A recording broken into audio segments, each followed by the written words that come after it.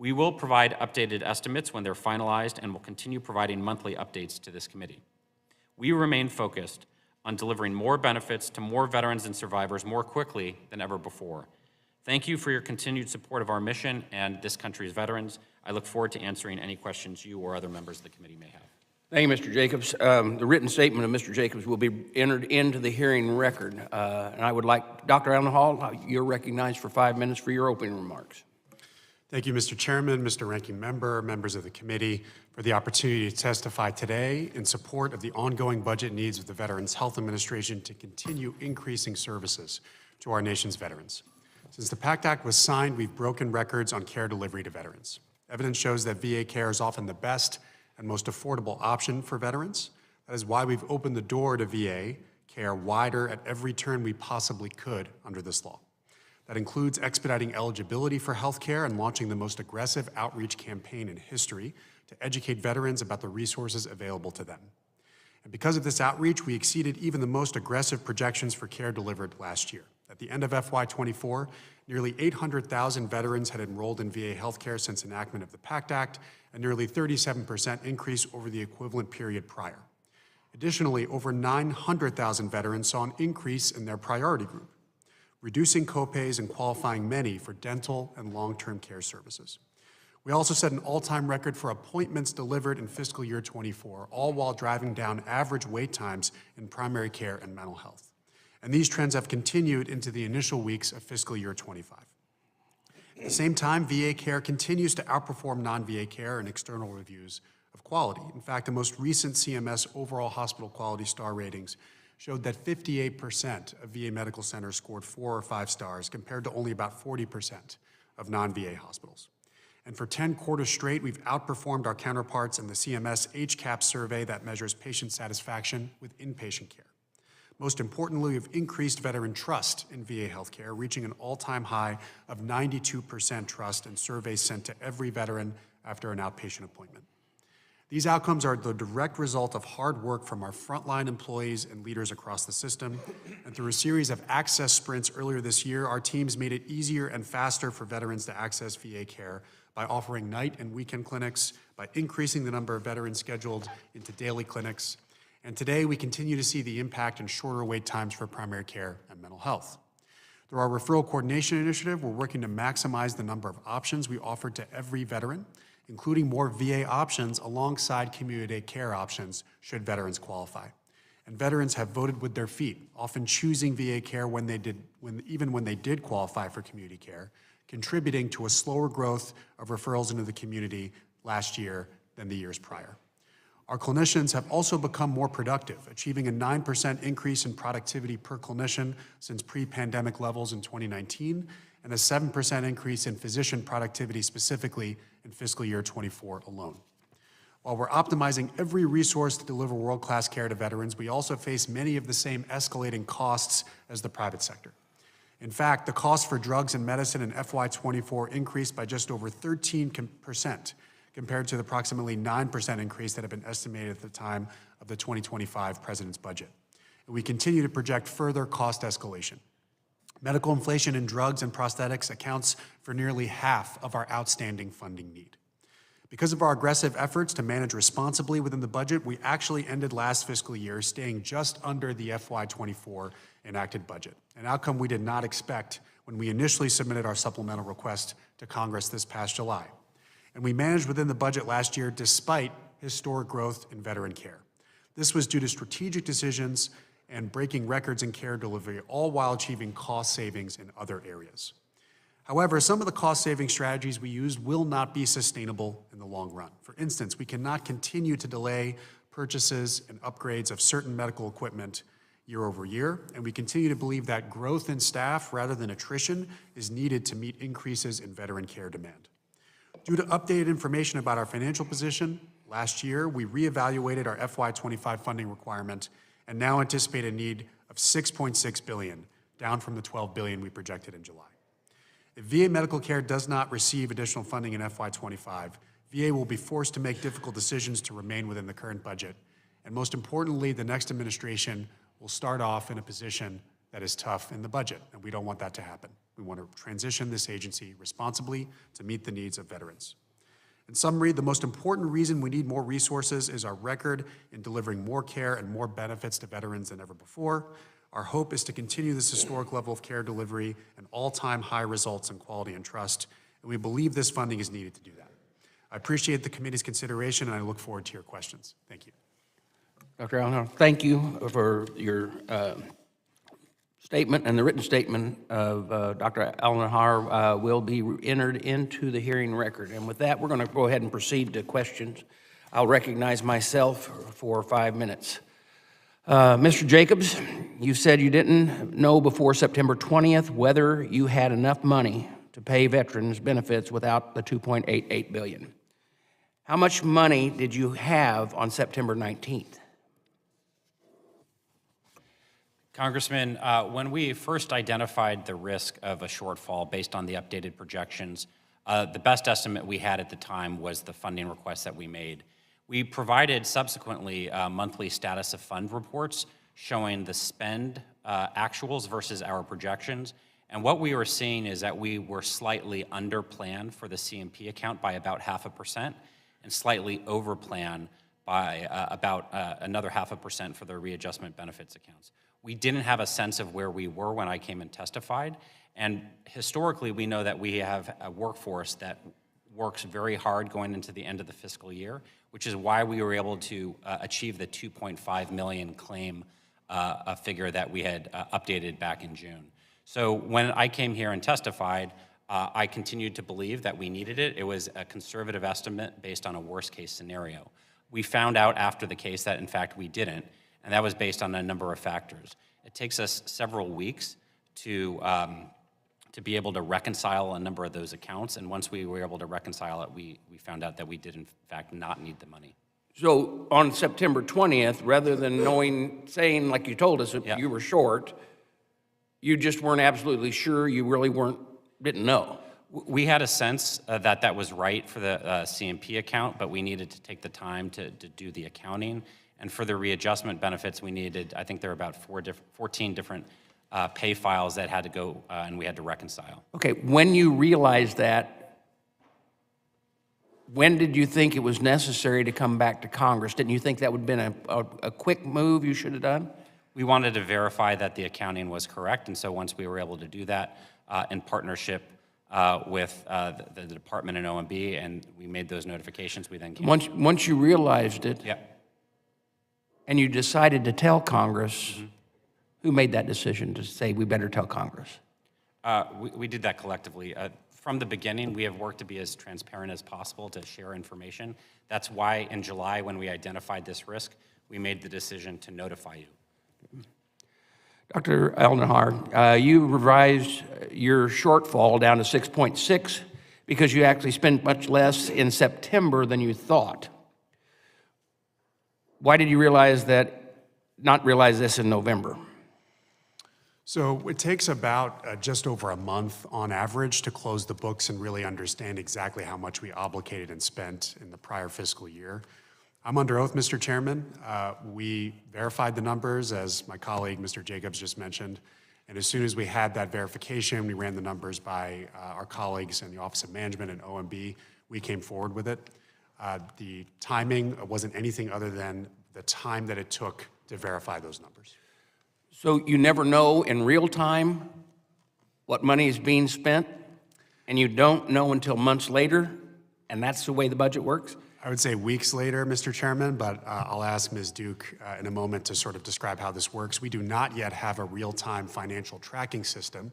We have a plan to implement that would allow us to get much more fidelity on how much we're obligating on any given day and any given time.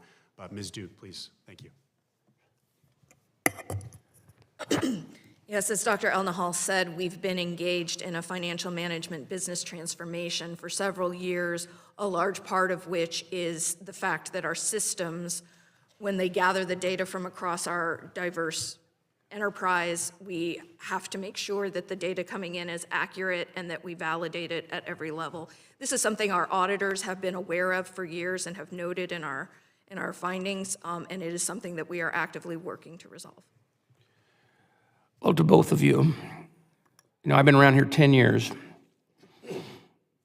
and I believe both of you worked at VA whenever I first got here. I may be right on that. The VA's budget's been growing for a long time, and we dealt with it, and we've dealt with shortfalls. But the budget's never been this screwed up as far as what Congress sees, okay? We haven't had people come to us and ask us for large amounts of money, and oh my gosh, the sky is falling, then just to give the large amount of money, and then all of a sudden, no, we really didn't need that. You've got to understand that your credibility is shot, and that we've got to have a better system of being able told, you know, we as members of Congress, I don't care if you're Democrat or Republican, our job is not only to pass legislation, it's also to make sure that we provide you with the money to operate this system that is vitally important to those people who need it most and that we're obligated to pay. But we can't do that unless you have competent people that actually get it right. And not coming to us, all of a sudden, we made sure before we left here on the break that we passed the 2.88. Had to do it. By golly, our veterans won't get paid. We do, and then all of a sudden we get a letter that comes back, we got almost $6 billion in that. That is a miss. I agree with the ranking member in his opening statement that, you know, we're going to take care of our veterans. He and I agree on that. But he also, I think the idea of just handing you money with not oversight, this is the problem. We have to get this straightened out, and the only way we get it straightened out is that your agency actually gives us accurate numbers on time. We've got to have it. That oversight, because I'm going to tell you, every one of those people that you serve that have wore the uniform and the families that sacrificed, you know what? They pay taxes too. So it's a double-edged sword.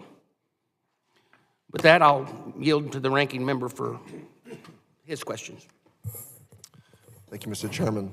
Dr. Elnahal, just to get some sense of proportion of what we're talking about, is it correct that this supplemental funding represents about 4% of VA's overall budget? Yes, Mr. Ranking Member, just over 4%. Just over 4%? Yeah. Okay. And what's the overall budget number? So with our supplemental request, it ends up being about $155 billion for FY25. Right now, it stands at about $149 billion. And we're talking about $6 billion that we're talking about out of the $154 billion. Okay. Correct.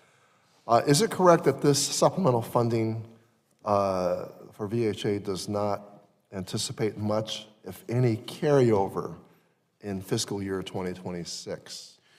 We do anticipate carryover, Mr. Ranking Member. I'll ask Ms. Duke to comment on how that ultimately is going to play out. There's ultimately different colors of money that inform carryover.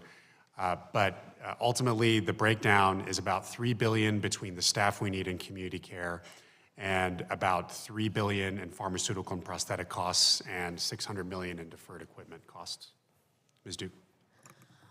Yes, sir. Just to clarify, we do not build our budget assuming carryover. We are asking for our need in 2025. We will have some carryover associated with defined use under statutory reasons like the PACT Act leases, but we are not adding into our request in the 6.6 for planned carryover into 2026. Okay, but historically, there's been a carryover, and what on average has that carryover been? Yeah, correct, Mr. Ranking Member. So I have data in front of me from 2019. Carryover has ranged from $6.2 billion to $12.9 billion, which represents the carryover into this year. I will say that the pandemic-related funding ultimately did distort our carryover picture and made our budget more complicated. Now, that funding was needed to save lives, and appreciated that funding. I don't want to give any sense that that wasn't appreciated, but it's ranged between 7.8% to about 9.5%, and this year it's about 9.2%. I remember when I asked Dr. Stone if he had asked me for enough money. back when I was chairing, and he reconsidered the original amount when he grasped the gravity of the pandemic. I know my colleagues have a lot of questions about what VHA is not able to accomplish under its current budget. And we know that important projects like infrastructure improvement have been put off for years. We know that we have buildings that date back to World War II or before. But focusing on fiscal year 2025, what will happen if Congress does not address the $6.6 billion shortfall right now before we recess for the holidays? I'm concerned about these tight belt-tightening measures that cannot continue indefinitely, nor are they good for veterans' care in the long term. Would you agree? I would, Mr. Ranking Member. The picture is essentially one where we're seeing demand continue to go up from veterans across the country. We're continuing our outreach. The bipartisan PACT Act has made the doors into our healthcare system much wider, and that's a good thing. We have evidence that says we are doing everything from reducing the risk of suicide to providing some of the highest quality care in the country. And so that is reason alone to have expanded eligibility into the system. That continues. We're enrolling more vets. Vets are relying on us more. Our reliance went from 41 to 45% this past fiscal year. We estimate that every additional percent costs about $2.6 billion. These are folks who are already enrolled, who then choose to use us for healthcare. We think all of that is a good thing, but it has costs. And so we need the money now to build capacity to be able to make sure there's a doctor, there's a clinician at the other end when all of these new veterans enroll. That's the primary reason to do this. You're mentioning infrastructure. Every 2 days on average, Mr. Ranking Member, we've had an infrastructure failure in the VA that has caused disruption in care to veterans, either the closure of a clinic or the need to move patients in a hospital. Our infrastructure situation is very serious, and we would appreciate consideration of that. It's separate from the $6.6 billion that will cover our operational needs and costs into the fiscal year, but we hope that Congress will consider major and minor construction as well. Well, I know that I have members of my own committee who have outdated infrastructure, and I know that there are members on both sides of the aisle that need infrastructure improvements and new clinics. And anyway, my time has run out, and I appreciate your being here. Thank you for your testimony. I yield back. Thank you, Ranking Member. And Representative Rosendale, you're recognized for 5 minutes. Thank you very much, Mr. Chairman, for holding this hearing today. While I've not always agreed with the U.S. Department of Veterans Affairs and the Biden administration, I did largely trust that they put the veterans' interest first. I've always respected Secretary McDonough and let him know when we disagreed on policy, but I never questioned his team's desire to help veterans. Unfortunately, this whole budget shortfall has shaken my trust in VA leadership. As usual, I just call things as I see them. You guys are accustomed to that. The White House and the VA did not initially submit an accurate request for the 2025 fiscal year because I personally believe that they wanted to sneak by the spending caps established by the Fiscal Responsibility Act. The Biden administration knew if they submitted a higher VA budget request, Congress would appropriate the money. We always have. We always have. However, it would result in lower funding for agencies like the Department of Labor, the Department of Housing and Urban Development, and the Department of Justice. I know some of my Democrat colleagues think that that would be a terrible thing. I don't necessarily agree with that. But it's called budgeting. And no matter what the organization is, it has a certain amount of money to allocate. And if you spend more in one area, then you must spend less in other areas. Anybody who has run an organization recognizes that. The Biden administration prioritized funding a woke and weaponized government, and then attempted to use veterans as pawns by trying to blame Republicans if there was a shortfall to benefits or to health care. Congress provided $2.883 billion in September for disability compensation and pension and readjustment benefits as the VA requested. The VA then carried over $5.1 billion, raising concerns about whether the request was justified. Maybe Undersecretary Jacobs did need additional funding at some point, but he clearly did not need it in September. The VA also requested $12 billion for the Veterans Health Administration, but after Congress started to investigate and started pressing them on the matter, the request decreased to $6.6 billion. This budget shortfall exercise is starting to feel more like haggling and less like accounting and accurate budgeting. This only leads to more questions that the VA has been unable to answer. Now, I've said it in this committee, and I've said it on the floor, and I will say it again. Congress always seems to find extra money to build weapons and wage undeclared wars, but struggles to pay benefits to veterans that are the result of these conflicts. That doesn't, however, exempt or justify the VA not having clear and accurate budget information. Mr. Jacobs, you didn't answer the question the chairman asked. It shouldn't be a very hard question. How much compensation and pension funding did you have on September the 19th? Let me ask Ms. Graham to provide that number. Ms. Graham. What we had available was the information that we had available to us at that time still begged to prove. Just a number, Ms. Graham. If you could just give us a number. I don't have that exact number, sir. I'll have to get that for you. Congressman, the challenge for us is I think you're demonstrating exactly the problem that we are all trying to identify here. Mr. Jacobs, you didn't answer the question. Ms. Graham, you won't answer the question. These are really basic accounting principles and questions. Congressman, the issue here is when we identified the risk in June and July, we had a decision to make. Because if we go even $1 over, we have to delay payments. We can't certify. I understand that, Mr. Jacobs. I understand that, okay? But you had X amount of dollars in the account, and as demonstrated by carryovers, the VA had literally billions of dollars of additional funds that were available in other accounts. All I'm asking, I'm not even asking for the entire VA, okay? Liquid assets that were available at the time. Your one account, what was that available? And you can't even answer that one simple question. So the latest data that I had available to me showed us that as of August, it takes us several weeks to close the books from the previous month, we had about 0.5%, which was it was about 0.5% under for CMP and then about 0.5% over for the readjustment benefits counseling. So we were showing that we were slightly under plan for the CMP account and slightly over plan for the readjustment benefits account, but that wasn't sufficient. That didn't give us significant assurance that we would not over index and run the risk of exceeding the Again, dollars. Mr. Jacobs, but we end up with a $6 billion carryover, okay? Yep. And it's been going on for many, many years. And there were additional funds, other funds that were available. Mr. Chairman, I see that my time has expired. I will yield back. Thank you. Representative Pappas.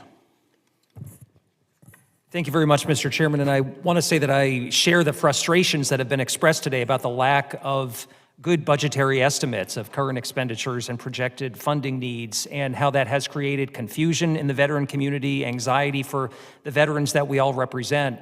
I also want to focus on how it's impacted local VA facilities, because I've heard from my medical center in Manchester, New Hampshire about this.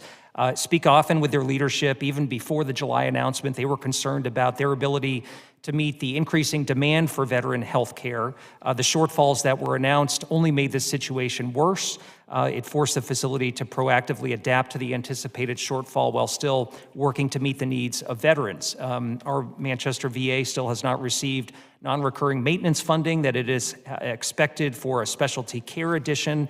They were already told that staffing numbers would have to remain flat in 2025, but were forced to prioritize and evaluate hiring decisions, further constraining their ability to recruit and retain the kind of health care professionals that our veterans need. And I know that our facility is not alone. So Dr. Elnahal, if I could turn to you and ask about the level of communication with local VA facilities on the announcement of the funding shortfall, what kind of communication and guidance was provided. And you mentioned that cost savings, some of the measures that were undertaken won't be sustained. Could you be more specific about what you mean and what the picture looks like moving forward for these facilities? Yes, Congressman. So we have been engaging for many months now in monthly budget reviews with VISNs, and at most of these reviews, every medical center director and their team join. And we review the funding available across the agency. We also review the execution results from the prior month. And so we've really tried to engage very diligently on all of the needs. And so I will make sure I reach out to the director at Manchester. I visited Manchester. It's a wonderful facility with great leadership and a great veteran community. And I'll definitely reach out and understand their specific needs as you're mentioning them.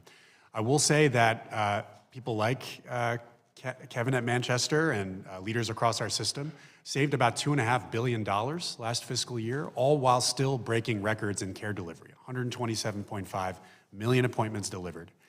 Sky-high results on veteran trust, quality, and patient safety. And they did that because they are responsible stewards of the taxpayer dollar. It's not something that we necessarily anticipated they being able to achieve as of July, but partly was our guidance. Mostly it was their excellent management that ultimately allowed us to stay within the FY24 budget. So saving that $2.5 billion, carrying more money into this fiscal year was helpful. However, we still need $2 billion for more staff, and we still need $1 billion to support more community care. The consequence, Congressman, of not having this money in December is that folks like the Manchester team will not be able to staff up and continue to build capacity. And we're seeing the demand curve for veteran care continue to go up. And so I appreciate your consideration of that. Well, thank you. And maybe we can get to another issue that you raised around community care. The estimates have been all over the board throughout the last few years. This was one of the factors that was contributing to the shortfall announcement in the action that Congress was asked to take. So I'm wondering if you can give us any better projections of what the picture looks like for community care moving forward into the next fiscal year. Yeah, we estimate that we need to be able to grow community care year over year by just under 15% this coming fiscal year. Right now, the FY25 enacted budget would only allow for a 12% increase. Bigger picture, because we maximized VA offerings for care to every veteran, because our clinicians became more productive, because we were offering more telehealth options for care, because we were giving the veteran the option, putting the veteran in the driver's seat to choose where they were going, many veterans ended up voting with their feet and choosing the VA, even when they qualified for community care. And so even though we estimated that community care growth could be as high as 16%, we actually held obligations to 14.8% community care, which is a large part of why we were able to stay within the enacted budget. So we're not denying access to community care, certainly on policy or guidance. We're simply giving veterans more VA options, and that has actually led to lower growth. And we anticipate a little bit less growth into this fiscal year, but it still needs to be higher than 12%. So less growth, but the number you project will go higher. You indicated in your testimony that it was lower this year versus last year. Is that correct? That's right. So 14.8% in FY24. It was 16% in 23 and 22. This is year over year growth. And it was almost 19% from 20 to 21. Thank you. I yield back. Thank you. Representative Luttrell. Thank you, Mr. Chairman. Good morning, everyone. Thank you for being here today.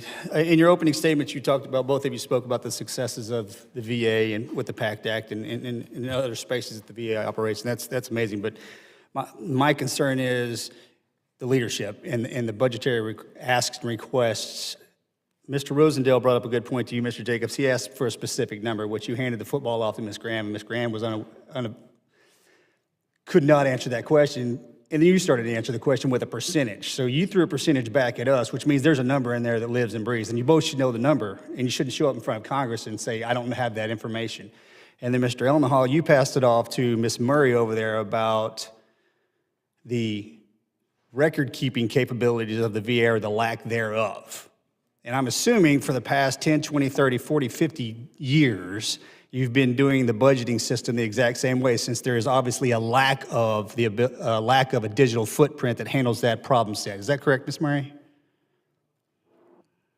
There are systems, but they don't work, obviously. they were not built with the complexity of our current appropriation picture in mind. So Congress has allotted money to the VA to build a system that's inappropriate for the system itself. We are in the process of transforming into a newer system. Kind of like the electronic healthcare records that does not work after the billions of dollars that we're spending on it. So my question is, since we have And as the chairman spoke, and I'm assuming every other member and every veteran sitting on this side of the aisle, plus the ones that are over there, we want an answer of why this is happening. I don't want the BS that you have to throw out because we're sitting in committee, because we're going to meet after this. I want to know why, because we have to answer to our veterans. And if there's any group that will clack off in a hurry and show up here to ask why this is happening, because we get beat up for what you all say, and then we try to give the answers to the problem sets that are created somehow. But the answers that we're getting in here today don't give us the ability to do that. So please, somebody tell me why this is happening. Congressman, so let me just respond to the answer that I did not answer appropriately. Please, that'd be great. So, it's approximately $1 billion that we were under at the end of August. It takes us, like the VHA system, we don't have a day-to-day reporting on the obligations. So we're also in the process of updating our financial. That system can't do a projection for us before you show up, Ms. Murray?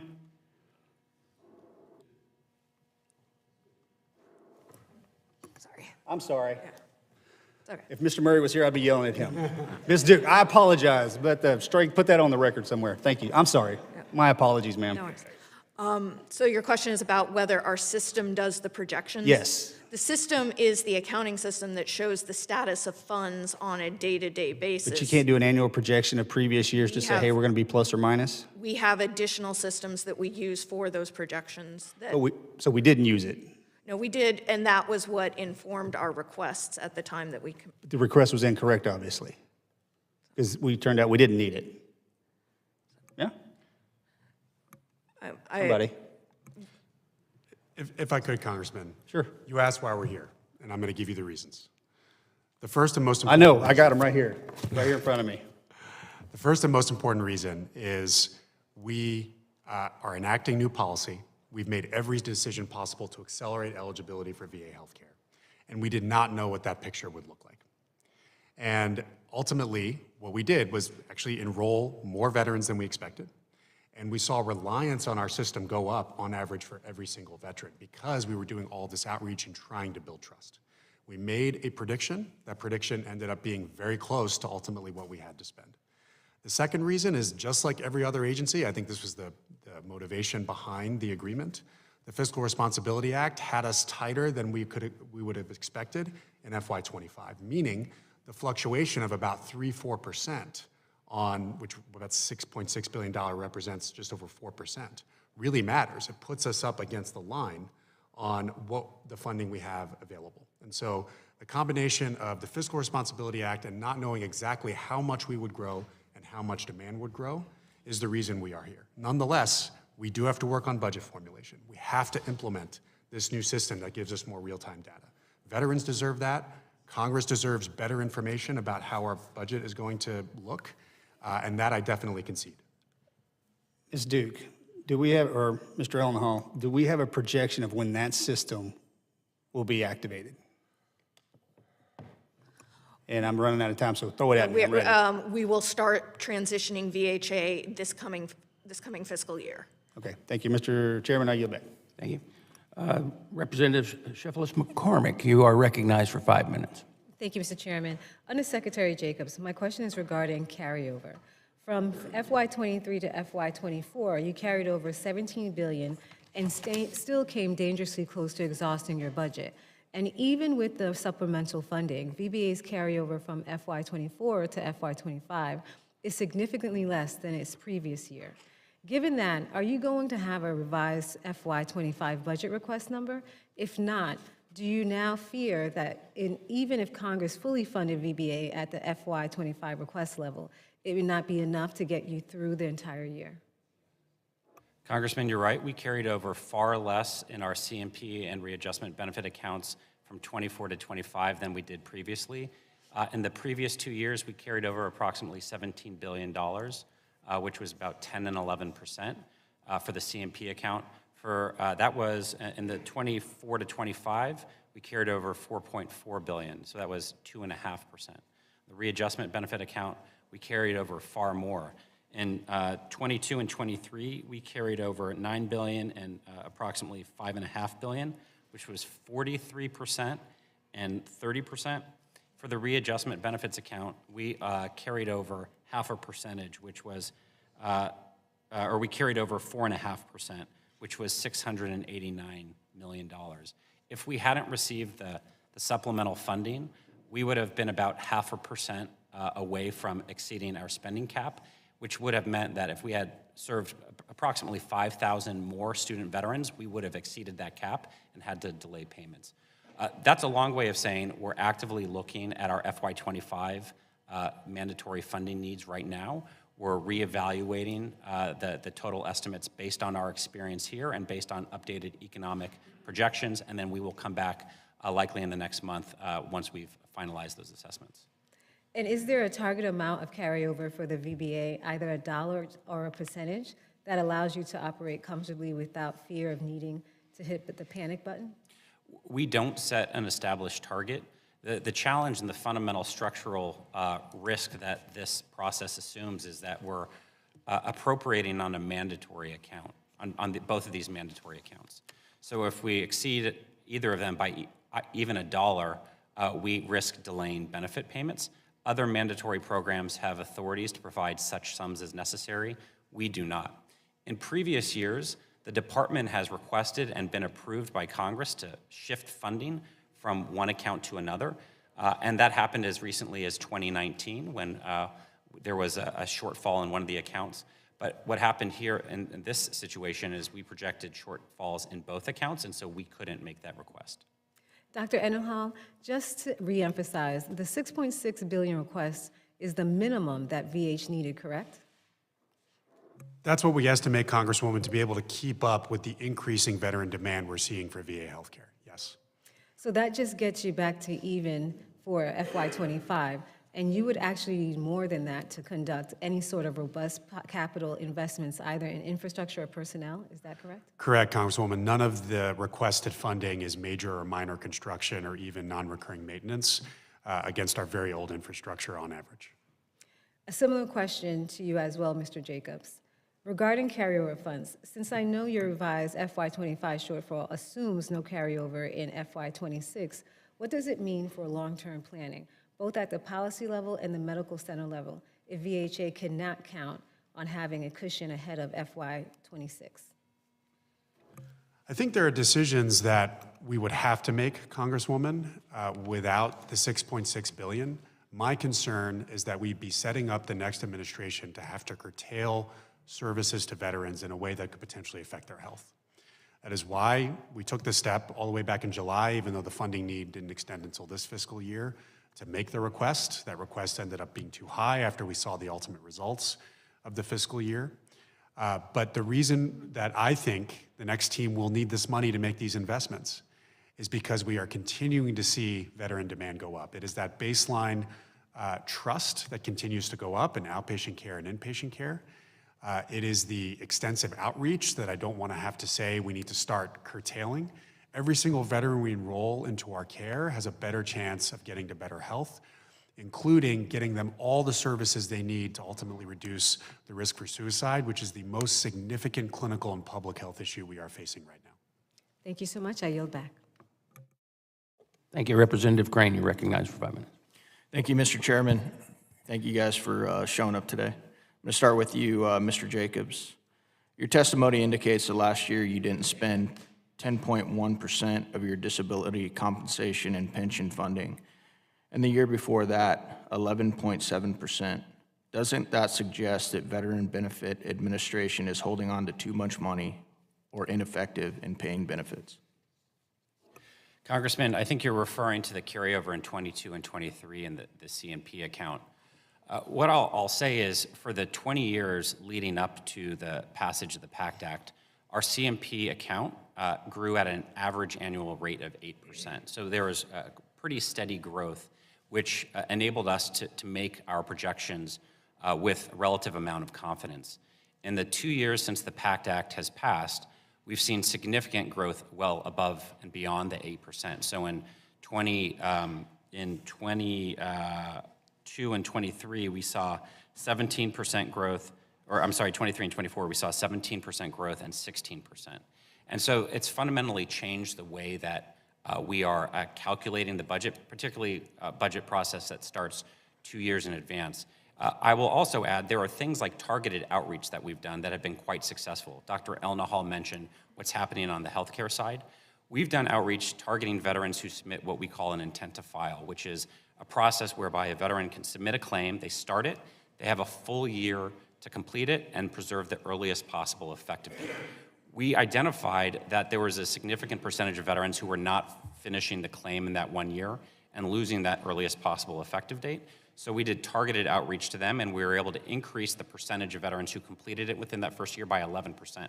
What that's meant is we've increased the amount of retroactive awards we've been able to pay veterans. So as a kind of a base reference, in 2021, we provided $4.2 billion in retroactive awards. In 2024, that grew to $9.59 billion. Those are the types of factors that make it hard to. All right, next question, still for you, Mr. Jacobs. Benefits dollars are mandatory. 2 times every year, VA counts up how much money is needed to pay benefits, and Congress provides it. Any budget shortfall is due to the quality of VA's estimates, not Congress's willingness to fully fund benefits. Do you disagree or agree with that? Congressman, I agree that Congress has been incredibly generous, not only in passing our budget, but in passing the supplemental. We have to do a better job of updating our estimates, and we will do that, particularly in light of the recent changes over the past 2 years. On that note, Ms. Duke, you were talking about this new program that you guys are going to implement this year that Mr. Luttrell was talking about. Do you have a more accurate timeline for us of when this program will be up and running? So it's been a phased implementation across the department. VHA is the last to do the full adoption. We will be starting with it at central office this calendar year, and then we will do a pilot to make sure that we can implement it safely at a medical center without causing any danger to the patients. Okay. But we're still working on the final outreach depending on EHRM rollout as well. All right, my next question is for also you, Ms. Duke. You were originally planning to carry over $10 billion of unspent medical care dollars into fiscal year 2025, and you actually carried over $12.9 billion. How could you have justified any budget shortfall under either scenario?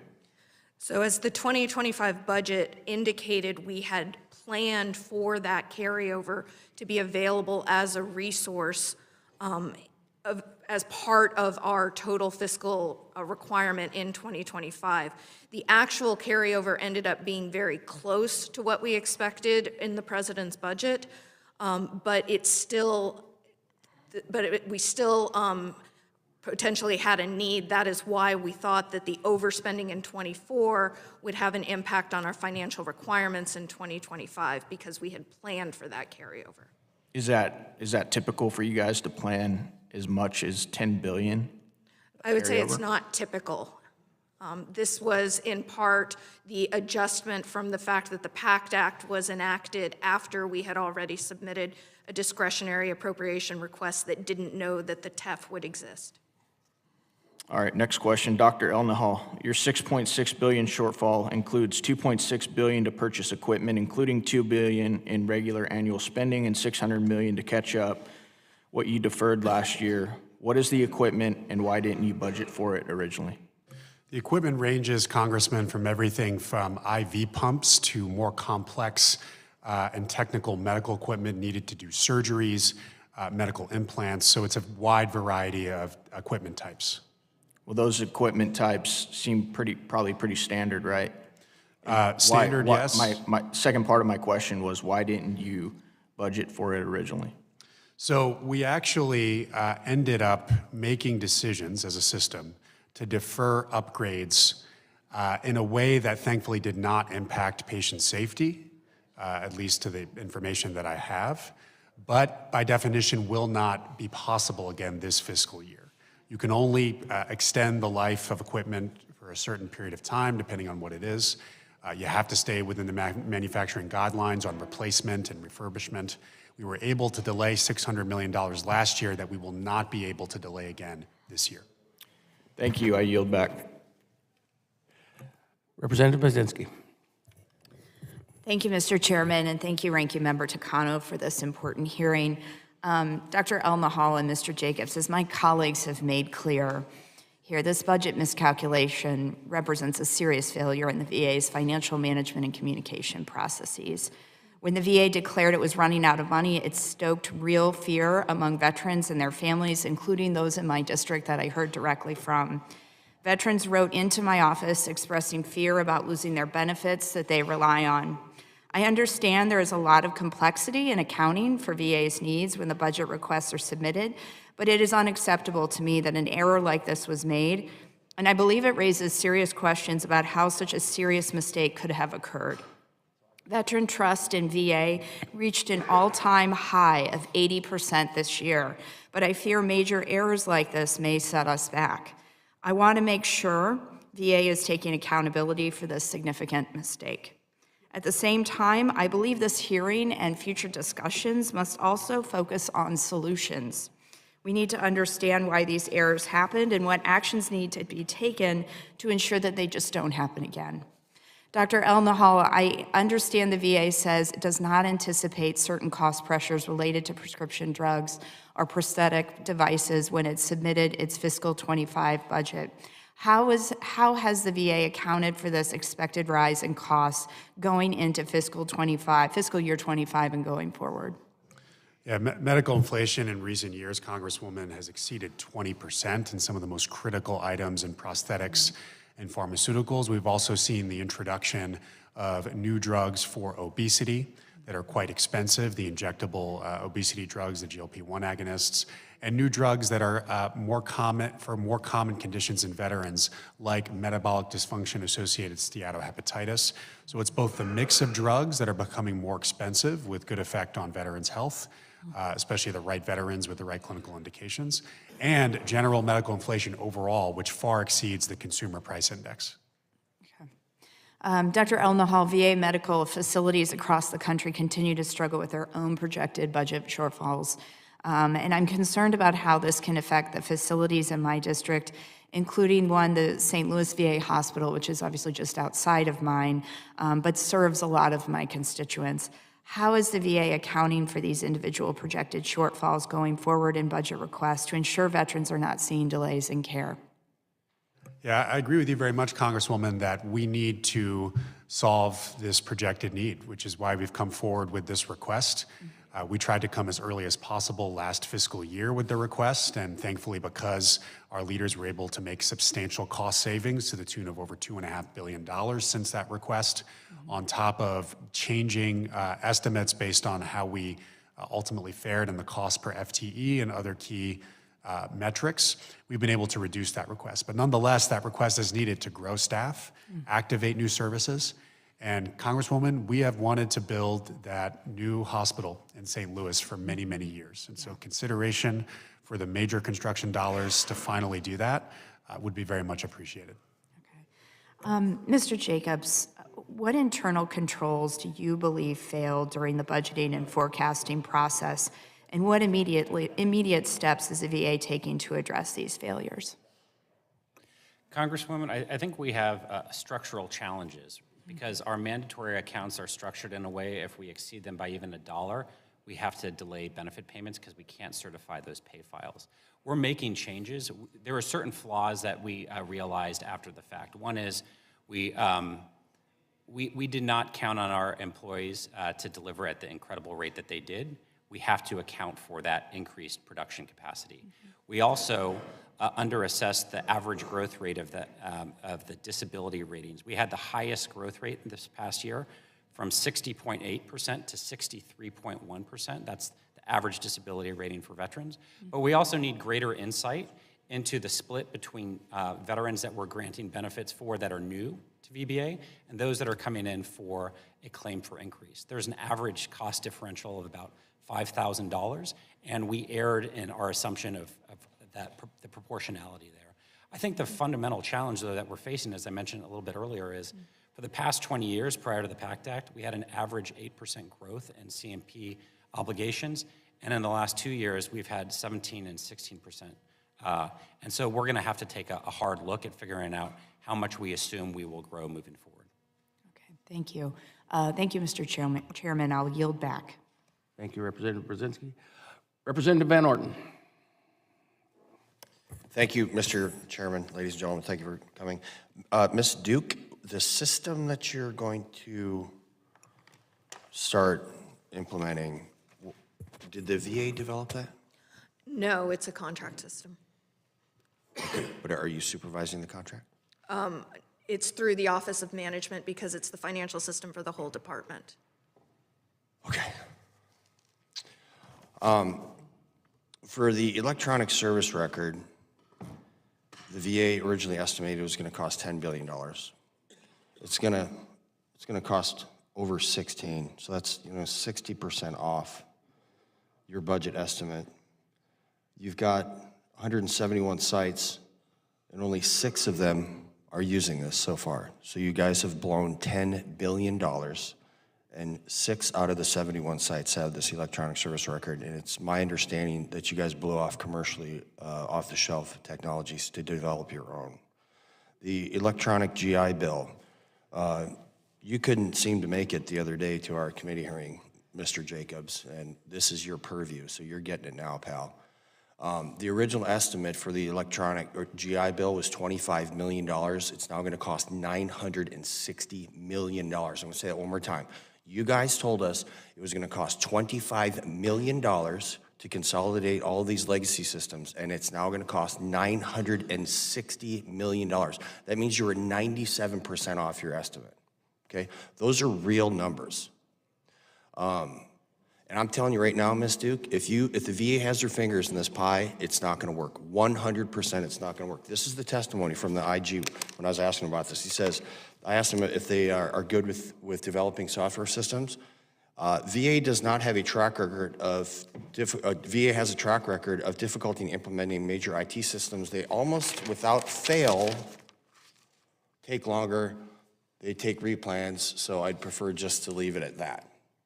So the IG was intimidated and he was afraid to tell the truth, which is you guys cannot manage anything. And there's something else I want to point out. Okay, you guys came here previously and released a statement April 21 of 2023. You said that we're going to cut your budget, and this is what you said.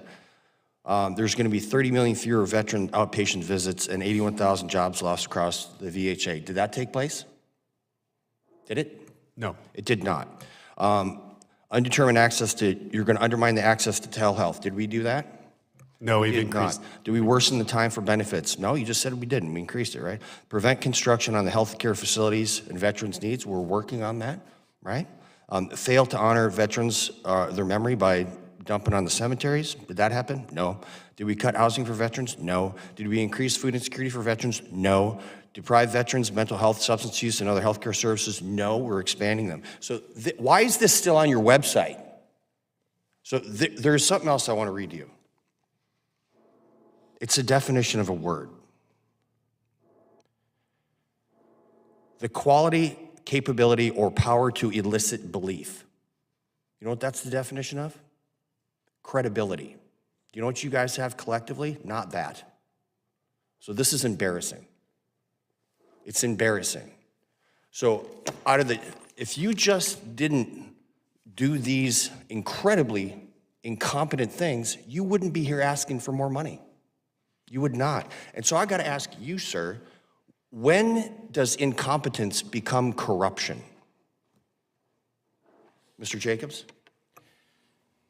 Congressman, first, let me just say, I spent a decade working on the Hill. I value the oversight that members of this committee and this body do. I think they make us better. Okay. I will also say, I'm incredibly proud of what we've accomplished. Okay, all right. Okay, I hear this all the time. Why is this on your website? Why are these blatant lies still on your website? Why? I would have to talk to the So person. if you guys have blown billions and billions and billions of dollars, which you have, for things that still don't work, I'm asking you, when does incompetence become corruption? Because you're getting paid, Ms. Dukes, your contractors are getting paid, everybody's getting paid, right? But you know who's not being served? The veterans. So unfortunately, the head shed of the Veterans Affairs Administration has created a self-licking ice cream cone. And it's not, you're not servicing the veterans to the level that you can, because every one of these dollars that is spent in corruption, I'm just gonna say it, is not a dollar that can be applied to the health care for veterans. And you are directly responsible for that, and nobody else is. With that, I yield back. Representative Brownlee. Thank you, Mr. Chairman. Dr. Elnahal, nice to see you. And I know some of us on the committee have been concerned about the extent to which increased prescription drug costs are contributing to the shortfall VHA is currently facing, particularly the extent to which these increased costs are driven by VA's coverage of GLP-1 weight loss drugs like Wegovy. So we recently held a health subcommittee oversight hearing about prosthetics for amputees. We were surprised to learn that the vast majority of amputations among veterans, about 73%, are due to complications of diabetes rather than from combat injuries. So given that Wegovy is an accepted treatment of diabetes, do you agree with the logic that using drugs like this to combat chronic disease before complications develop will ultimately deliver cost savings to VA in the long term? Well, Congresswoman, you're right in your statistics, and we do think that the veterans who will benefit most from these new GLP-1 drugs are those veterans not only with obesity, but in particular diabetes. And so that is the most common cause of amputations in the United States more generally, and our veteran community is no different. And so we actually have a range of possible costs associated with these drugs from just under $2 billion to almost $20 billion, depending upon the exact population we say qualifies. So we're gonna, of course, prioritize those veterans with diabetes who stand to have the worst outcomes. Health economists are looking at the cost benefit of the GLP-1 agonists right now, so I won't comment on that. I don't have the data in front of me. But I will say that these drugs do have substantial clinical benefit, especially for veterans with type 2 diabetes. And do you think it could yield a cost savings to the VA if you're, looking at preventing diabetes in this case versus getting diabetes and have amputations occur? I think the primary motivation, Congresswoman, is the health and clinical benefits to veterans on this, but in particular for veterans who have more significant and harder cases of diabetes, much more comorbidities, that certainly is possible. And are there any other drugs that you're aware of that may be more on the expensive side, but if used to prevent disease would ultimately save money to the VA? Yeah, the totality of what we can do on preventative health with primary care, Congresswoman, is really important. Making sure people get their screenings, especially for mortality-reducing screenings for cancer. But also making sure that the veterans who are the most complex and have the most significant clinical conditions benefit from programs like home-based primary care, which is a substantial financial investment up front, but could prevent continuous visits to the emergency room and other really targeted and important programs, including hospital care in veterans' homes, which is something we're looking at. Thank you. You talked about home-based care, so I wanted to move into that. The committee staff recently met with a group of VA medical center leaders who described some of the difficult trade-offs that they are facing in order to cope with the projected budget shortfalls.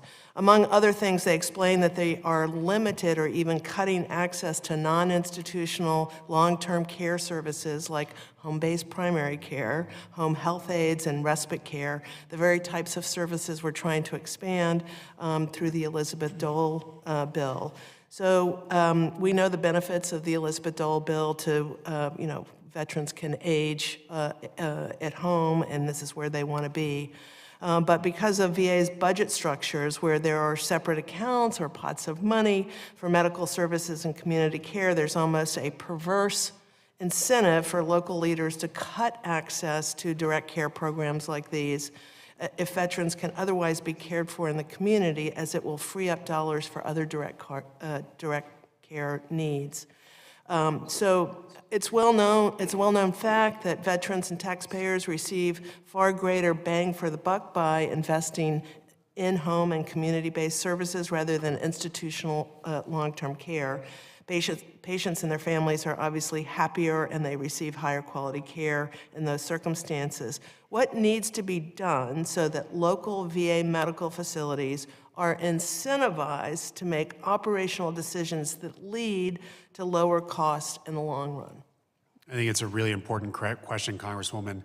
The disinvestment in programs like that is exactly what we want to prevent with the $6.6 billion request. We don't want folks to divest from or delay implementation of home-based primary care because by definition, they've identified a whole population of veterans who could benefit from that. And again, the principal reason is that their health would benefit, but for the most complex patients, yes, cost savings are possible with programs like this.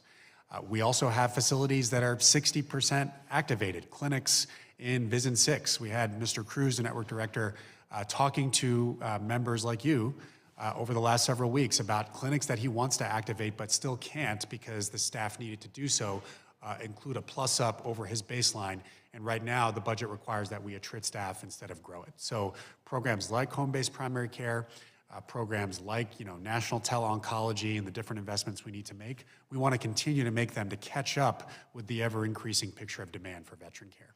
Thank you for that, and thank you, Mr. Chairman, for indulging me. I think these are important issues we need to look in further. Thank you. Thank you. Representative Self. Thank you, Mr. Chairman.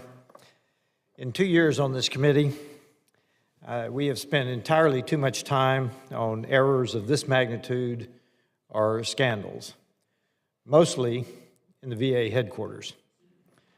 While the VHA and the VBA have made some glittering claims of record-breaking achievements in their outreach and services, the stone-cold truth is that veterans are still being let down by a system that is supposed to honor their sacrifices, their service, and provide them with the benefits they earned. We hear it all the time in our districts. The ongoing issues surrounding the financial mismanagement are totally unacceptable. It is our duty to ensure that the benefits and care promised to those who have served are delivered with efficiency, accuracy, and transparency. Unfortunately, it's very clear that you have either been trying to pull the wool over the eyes of this committee about shortfalls and your true motives, or frankly, I wouldn't trust you to balance a household budget. Let's review the facts. You've testified to them. You reported budget problems for benefits in FY24 and healthcare in 25. To fix a shortfall in benefits funding, the VA then asked for Congress for $2.88 billion. We gave it to you, but I will point out the entire House did not even vote on it. It was passed by a voice vote during debate. We thought we would be helping veterans. However, as you've told us, actually you didn't need a single penny of it. Next, the VA asked for $12 billion to cover a predicted health care shortfall in FY25. Almost by magic, you came back with a random number, $6.6 billion. I don't know that you had a rationale. If so, our credulity is strained to accept it. Mr. Jacobs, according to your testimony, the VBA carried over 2.5% of its disability compensation and pension funding unspent this year. But if I hear you correctly, you're testifying that's low. Do I remember, and I think we've already heard, that VBA didn't spend 10.1% of its funding. The year before that, it was 11.7%. To me, this indicates black and white that VBA is either holding on to too much money or is ineffective in paying benefits, more likely both. Dr. Elnahal, you've explained that VHA's budget relies heavily on unspent carryovers, basically creating what amounts to a budgetary savings account. Why not spend those funds to eliminate shortfalls so that you don't have to tell Congress if you go over by $1, benefits are not paid? I believe you should basically commit to greater transparency with Congress. You tout that VA provides more than 131 million health care appointments, that VA reached a high of 80.4% approval this year. But let's be real, that's a cover-up for longer wait times and subpar care. By the way, 80.4% satisfaction is embarrassingly low when talking about our veterans. When you put it in that context, you're bragging about veterans feeling less than absolutely certain that you'll take care of them. Veterans should have 100% confidence. We've also heard about the PACT Act. The rush to expedite services under the PACT Act only exposed the cracks that our veterans fall through in the system. How can you expedite care when at the same time you say you're on a shoestring budget? When times are tough, you tighten your belt, not buy a new one. And I don't really want to hear anything about expanding your wingspan of care and outreach. As our witnesses put it, launching the most aggressive outreach campaign in VA history. In reality, millions of veterans are falling through the cracks, I say again. Here's the deal, folks. Many veterans still don't know how to access the care that they deserve and have earned on the battlefield. This is not the time to call for a victory lap. It means we need to see some immediate changes. Your verbal testimony today, in fact, I would say, is probably not for this committee. It's for the veterans that you think are listening, that will listen to your touting of your gold-plated resumes. I'll stop with this last point. Our witnesses before us today are celebrating hollow victories. In their testimony, they write about delivering life-changing results. All I ask is that you stop making errors of this magnitude and tolerating scandals. That's all I ask. And frankly, the Senate just put out a report that your building on Vermont Avenue has a 7% utilization rate. 172 people report to your office every day. Perhaps if you had more people working in that building, we would have less errors. With that, Mr. Chairman, I yield back. Thank you. Representative Mervan, you are recognized for 5 minutes. Representative, Levin. Thank you, Mr. Levin, Chairman. I apologize, I'm sorry. No apology needed, Mr. Chairman. I had not used my list correctly. You are recognized. Thank you, Mr. Chairman. I appreciate your hosting this hearing. I think everyone who's on this committee, we have options of what committees we want to serve on. We're here because we care very deeply about our veterans, and I think when we heard about the potential for a shortfall at VA earlier this year, we took it extremely seriously. I know I did. We did what we were asked to do. We responded to that urgent call. We passed supplemental appropriations to ensure every veteran received their benefits on time. And that's why you can add my name to those who are very concerned and frustrated about what happened here. When we heard that VA had miscalculated, that there was not the budget shortfall, I think we all were wondering how it could have been, gotten so wrong. And so I thank you, Chairman, for holding this hearing to get to the bottom of it. I want to focus first on the exact methodologies that you use at VA to calculate budget projections. Undersecretary Jacobs, and I thank you for just being so responsive to me over the years and communicative with me over the years. Does VA adjust its budget projection formulas and methodologies regularly to account for changing trends in spending? And if not, why not? Congressman, thanks very much for that question. I'll start and then I'll turn it over to Ms. Graham to supplement. There are a variety of factors that drive our budget projections. First and foremost, we have projections that are done by our Performance Analysis and Integrity Office that look at what they estimate to be the total number of claims we will receive, as well as the number of claims we can deliver. That is fed by certain assumptions and projections from various business lines as well. And there are economic assumptions that drive the veteran behavior. There are factors that range from the total number of employees we have, as well as the amount of overtime that we have that will impact our ability to deliver.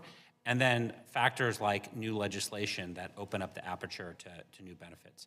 What we found here is we made several mistakes in terms of indexing the amount of benefits our veterans or our employees could deliver, and not accounting for the greater growth in the average disability rating for veterans because we've been able to deliver so much. And we also realized that even though we hit the 2.5 million claims completion mark that we updated in June, a greater percentage of those claims were done for veterans receiving a claim for increase rather than new veterans, which is what we thought would ultimately happen. But let me turn it over to Ms. Go ahead, Ms. Graham. Sir, we look at our budget 4 times throughout the course of the year. We have an internal budget, the OMB budget, the president's budget, and a mid-session review. So during those times is when we're looking at updating the assumptions, updating the case workload projections, and things of that nature to refine our estimates for how much we're going to need within those budget cycles.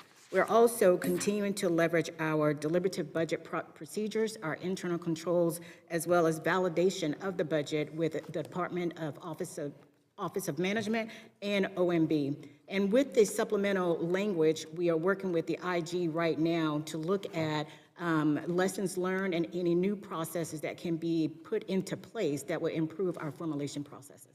How would you compare, and this is for either of you, how would you compare what you just explained with the methodologies that are used in the private sector? I'm not sure. I mean, because the private sector, they have, I would presume that their budget is not forecasted 2 years in advance like ours is for these mandatory accounts that we have. I think there's a fundamental difference between the way that we formulate our budget and execute the budget and the way that the private sector does it. For us, we're looking to optimize and increase the number of veterans we're serving. And so that means when we identified this risk, we chose to say, we've got a risk. Our goal is getting more veterans into care and getting connected with benefits. And so we're going to take the most conservative worst case scenario and elevate that so we don't hit it. Excuse me. I have just a few seconds left. My concern is, since the passage of the PACT Act, we've seen incredible increases in VA enrollment, and that's a good thing. My district alone, it's between 4,000 and 5,000 new enrollees that are getting health care that didn't have it before. That's why we passed the PACT Act. But I am concerned that unless you evolve, adapt, simplify perhaps your methodology in determining your budget projections, we're going to run into this again and again and again, and it's going to get worse before it's going to get better.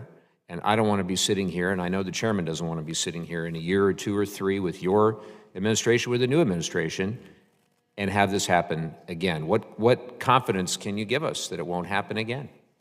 Congress, excuse me. And I'm out of time. Okay, so what I would say is there's a fundamental structural challenge that we have. They're going to make, the organization is going to make improvements based on the lessons learned. We're going to increase production estimates. We're going to refine the proportion of claims that are granted that are new vets or claims for increases. But unless you tackle the largest issue, which is the lack of the authority to provide such sums as necessary, there will always be this risk. And that's what led us to make this decision. A future administration may decide to make a different decision. They may decide to say nothing and hope everything goes well, run the risk of coming back here to explain why they said nothing when we delayed payments, or they may do something different like slow down or stop delivery of payments so you don't hit that record. And that's fundamentally the system design challenge that exists today. All right. Thank you, Mr. Chairman. Yield Mr. back. Kennedy, you are recognized next. Thank you, Chairman. Good morning. Chairman, Ranking Member Takano, thank you for putting this important meeting together here today. I want to thank our panelists for your service to our veterans, your service to our country. We are very grateful for your work on a regular basis. It's great to see you here again, Dr. Elnahal. The last time you came before this committee, we discussed the infrastructure needs at the Buffalo VA Medical Center, to which you committed to visiting. You're a man of your word. You upheld your commitment, and you were able to see firsthand the issues that we're dealing with at that facility uniquely. A crumbling hospital built in the 1940s, no air conditioning, hardly any parking, room sizes not up to code. The list goes on. And I can speak on behalf of my community back home in Western New York that your visit, and I would say even more importantly, your commitment to work with us to address the issues at the Buffalo VA sparked hope for our entire community, particularly for our veterans that are dependent on services there every day. And at the end of the day, and you saw firsthand, the Buffalo VA hospital is in desperate need of resources. And frankly, we need a new VA hospital. This is a priority for me. And most veterans in my district don't want to go to a private doctor. They want to receive their care at the VA. So wouldn't you agree, after seeing the facility, that the Buffalo VA would be a strong candidate for a new build?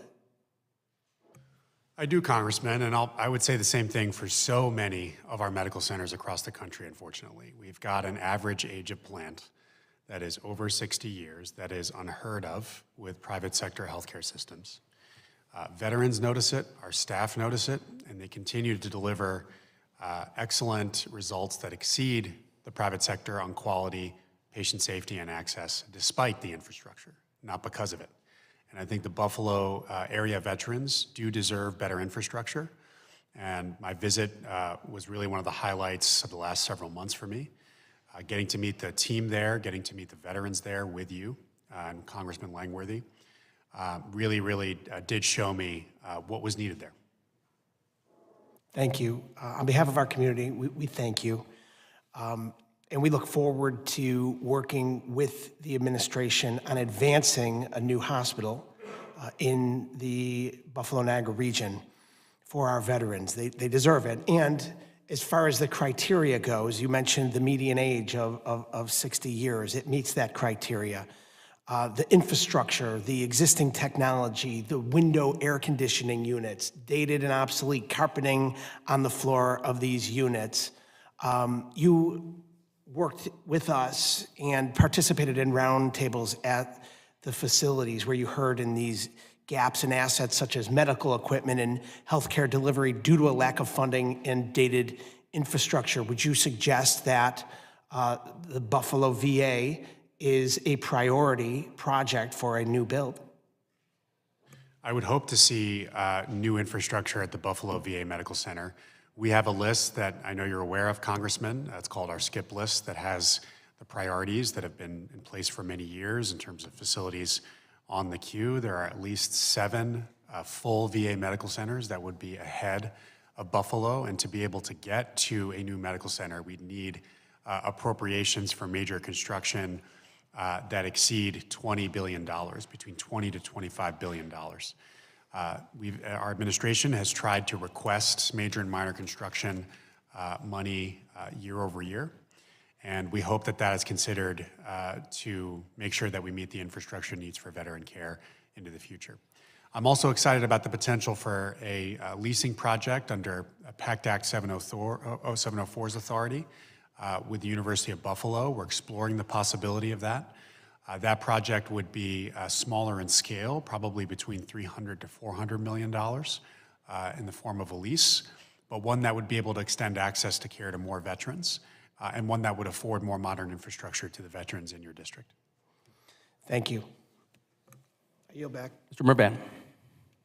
Thank you, Chairman. Thank you, Ranking Member Takano. And thank you for being here today. In Indiana alone, there was a 37% increase of participants in the Honor of the PACT Act. Within my district, there were thousands of individuals, 7,100 new individuals in the state of Indiana, and 4,000 new claims. That being said, Dr. Elnahal, during the November 2024 House Appropriations MILCON hearing, you noted that VHA was still finalizing a contractor to perform an external review of the budgeting process. How is VHA weighing the contract bids, and how will contractor work with OMB and IG to review the budget forecasting process? Yeah, so Congressman, the IG is auditing the circumstances around our supplemental funding need independently, and we will learn a lot from that audit. I've participated myself, my whole team has, and I think we'll be able to move forward with a lot of their recommendations once they are finished with it. I'm doing an external review, not just on the circumstances of what happened this year, but to consult very closely with our finance professionals like Ms. Duke, our strategic office that has the actuaries that do the enrollee healthcare projection model, which is our actuarial model that predicts the healthcare workload and healthcare demand that we will see into the out years, and try to find ways to actually map it to observed expenses a little bit more closely. And so that'll be a really helpful review that's, I think, wider in scope. And we're in the process. I don't get involved personally with any contracting decision, but we will choose a competent partner to do that. Mr. Jacobs, you had mentioned that one of the reasons there was a shortfall was because the increase, if I understood correctly, the increase of percentages of service-connected disabilities from, say, 30% to 70%. Were those unanticipated, or dive a little bit deeper on why that's a major issue? Congressman, we've historically experienced an average growth rate of approximately 1% on a year-over-year basis. What does that mean, 1% growth rate of what? So the average veteran is receiving disability compensation at about 60%. What we saw, and it has grown over the years by 1% every year. What we saw this past year is the largest growth rate in VA history. So we went from 60.8% to 63.1%. And it just means we're compensating veterans. They're filing for more claims. There are more veterans coming in for a claim for increase or filing for new conditions or new veterans. And they're coming in, and the cumulative impact is that we're service connecting them for more conditions at higher rates. And so they're receiving more monthly compensation. I think that's in large part, veterans are better educated, but it's also a reflection that we've been at war for the past 20 years, and veterans are getting older and getting connected with their benefits. Is there a direct correlation between the Honor the PACT Act and those increases in percentages? That has certainly been a large driver. Okay. Ms. Duke, what processes have you individually identified that would lead to the shortfall overestimation in July? And what steps have you taken to ensure that the accuracy? Thank you for that. A big portion of it, about a little under $3 billion, was the result of the efficiencies that the medical centers took in place. So when we came forward in July, we anticipated the need of the staffing to continue to increase as opposed to level out and decrease as the budget had projected. We saw growth in pharmacy particularly, and we anticipated that community care would grow at a more rapid rate. Between July and what we actually saw in the end of the fiscal year, as Dr. Elnahal mentioned, the community care rate of growth was lower than what we thought it would be when we came forward in July. And we saw the staffing start to attrit down, and also what we were paying to be lower. And also we saw the medical centers start to make discretionary decisions about not investing in equipment and tightening their belts. As a result, we ended up carrying money into 25. Some of that carryover we need to go back and fill, like if we didn't buy equipment, we still need to buy the equipment this year. But in the case of staffing, if those staff weren't on board last year, they're still not on board. We're anticipating continuing to grow to meet the need, but until those staff come on board, until the medical centers feel empowered to go out and hire at the need that they anticipate, that's why the total need is lower than what we had expected back in July. Ms. Duke, earlier in this conversation, you had mentioned a correlation between the new software and the electronic medical records. I was chairman of technology modernization 4 years ago. That hasn't been a very quick process. This seems to be a sense of urgency where veterans and the credibility of the VA is online. Can you explain how that is correlated? Because, of course, we want to make sure that the electronic medical records comes to fruition, but that has been delayed. Please share with me how that is correlated to the process of accounting. And you also had mentioned that the accounting practices would jeopardize veterans' lives. Please share with me how that is all tied together, because I can't connect the two. Understood. The financial management system transformation, this is not the first time that we've attempted to upgrade our systems. It's because of the interaction with the logistics and the supplies in the medical center. That is the piece that we need to make sure that as we transition into a new financial system that informs the ability to procure the supplies and materials that they need in the medical centers, that is not put in danger. And that is partly why VHA is the last part of VA to go live on the new system, because we wanted to make sure that we had appropriate safeguards in place to protect the delivery of care at the medical centers. Okay. I thank you very much. The supply chain issues also have been a topic of conversation for a very long time. So whatever we can do to disconnect those in order to get the financial crisis solved, I think would be beneficial to the veterans. I thank you all very much for your time here today. Dr. Murphy. Thank you, Mr. Chairman, and thank you guys for coming. You know, I'm trying to read through a lot of this stuff objectively. I know the PACT Act put a, as we say in the eastern North Carolina, a big hurting on you. In that we added more people, more expense, et cetera, et cetera. I get it. I get it. I'm just interested in a few statistics. So, Dr. Elnahal, you said the growth was higher than expected, and benefits exceeded, the utilization was higher than expected. Can you flesh that out a little bit? What was your expectation, and what did it turn out to be? Yeah, we've had a trend, Congressman, on the reliance metric, the percentage of veterans enrolled in our system who choose to actively receive their care in our system, going up by, between 0.5% to 1.5%, right around the ballpark of 1% year over year. The PACT Act significantly increased that since passage. Now we're much closer to 45%. And we estimate that 45% of what? 45% of veterans who are enrolled use the VA care regularly. Okay. That's the reliance metric. And so that jump is quite significant because each percentage that increases represents about $2.6 billion historically in additional costs. So if you were to just use that metric alone, you'd multiply the 4% delta by about 2.6, and you would be right around the ballpark of $10 billion. Sure, and I think a lot of folks are having a little problem here, having run businesses, and you look at budgets and anticipation, sometimes they're on, sometimes they're off, that all of a sudden it was a $12 billion shortfall, and then, oh, no, it's not really, it's not a $6 billion shortfall. That's a lot of zeros. That's a lot of zeros and a lot of things for people to say, all right, well, do you really know what you're doing? I want to actually have a series of questions here. It is an opt-in.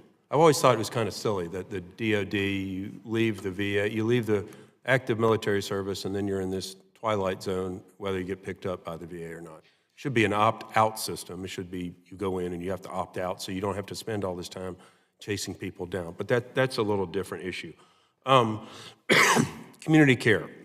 There's some folks on this committee that don't like community care. As a physician that actually supplies the care in community care, I can tell you that we form the bridge to take care of veterans where the VA cannot take care of veterans. And yes, it is more expensive because guess why?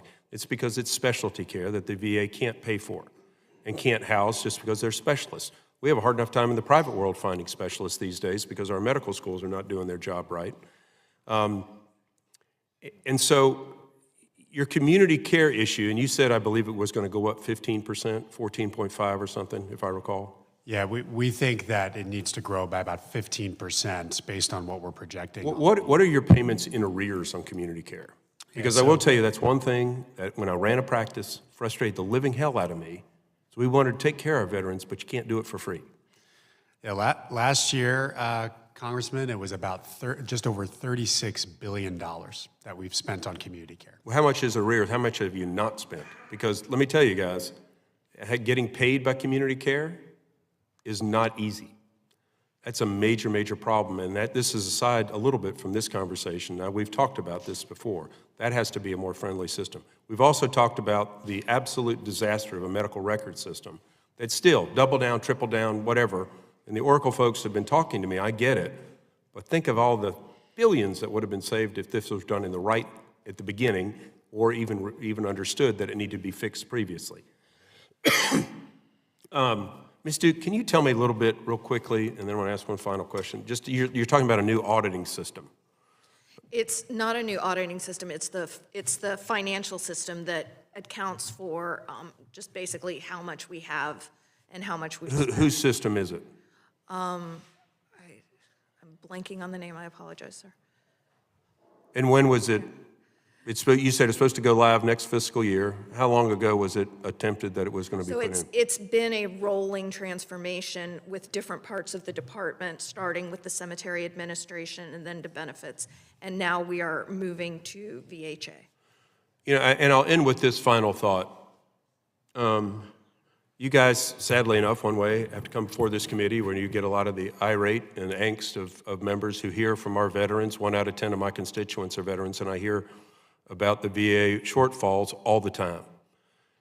We want to be good stewards of our money. We want to take care of those who have signed on the dotted line to serve our nation, but we cannot take the bureaucracy that is destroying the very fabric of every single institution that's happening, agency in this country. I personally would love to see Deloitte, Ernst & Young, Arthur Anderson, somebody come in externally and do a forensic audit of the VA. I would love to see that. Our IG does a great job, but having people that live in the business world to come in and look at the functions and the bureaucracies and the waste and the fraud that goes into our system is absolutely what the American people deserve. I'll just say, Congressman, I agree with you on our budget formulation process. We need an external review, and so I've asked for that. I also just want to say, last thing, that I appreciate that you're a community care provider who sees our vets. We do depend a lot. 40% of the care that we deliver is through the community, so I appreciate it. Again, I'll double down on that. Thank you. I'll double down on it. We need an external forensic audit on government agencies that are bloated and are not meeting expectations as far as budgetary concerns. Thank you, Mr. Chairman. I'll yield back. Representative Garvey. Thank you, Mr. Chairman, and I won't belabor the point, but the accounting mistakes, errors are serious. They make you all look bad. They undermine our confidence and the American people's confidence to take care of our veterans. And so, get that right. But let's talk about what I think is the real issue here, because I don't want us to miss the forest for the trees. I've got a few yes or no questions I want you all to answer, and I'll start with Dr. Elnahal. Dr. Elnahal, are there homeless veterans in America? Yes. All right. Mr. Jacobs, are there homeless veterans in America? Yes. All right, Dr. Elnahal, are there veterans in need of specialty services who are waiting weeks or months for their appointments? Yes, unfortunately, there are some. Mr. Jacobs, are there veterans and survivors going without their benefits while they're awaiting to hear back on their appeals? Yes. Yes. All right. Mr. Jacobs, are there veterans in the United States of America living in poverty? Yes. All right. Are there women, Dr. Elnahal, right now, who do not have timely access to all of the services they need? Are women veterans? We're improving upon that, but yes. All right. Dr. Elnahal, are there veterans in the United States of America who are in need of mental health care right now who don't have timely access to it? Absolutely. Okay. These are our veterans. These are the people who were willing to take care of us. And we don't have what we need to take care of them. And in that sense, there is a budget shortfall. And there's always going to be a budget shortfall while we have homeless veterans, while we have veterans living in poverty, while we have veterans who don't have access to the services they have earned. That's what we need to be talking about. This conversation is important. You guys made a mistake. But we're talking about 0.1% of the federal budget, while over 1 million veterans in the United States of America are living in poverty. There are veterans all over Louisville, Kentucky right now, in the South End, the East End, the West End, who are down on their luck, who need help. They should be the focus of this hearing. This conversation, while important, is like rearranging deck chairs on the Titanic. Our veterans, the brave men and women who were willing to put on a uniform and sacrifice everything to keep us safe and free, did so. And they did so because we promised them we would take care of them for their service. That is a legal and moral promise we are failing to uphold. I yield back. Mr. Landsman.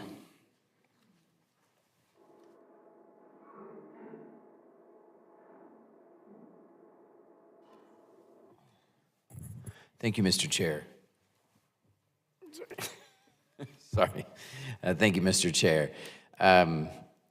It seems to me on this, as it relates to the hearing, there was a projected shortfall, $12 billion. I think at one point I read 15, and now it's 6. So I appreciate the fact that we're doing the hearing, because I do think it's important for the American people, for taxpayers, certainly Congress, to understand why it went from one number to another, and it's not an insignificant number. I do appreciate the responses today that get at one, just the increase in demand that because of the outreach, because of the work that you all are doing, the trust that you're building up with veterans, that more and more veterans are utilizing critical services all over the country. And as a result, the cost to care for our veterans has gone up. And keeping up with those changes has been difficult, and I appreciate the honesty.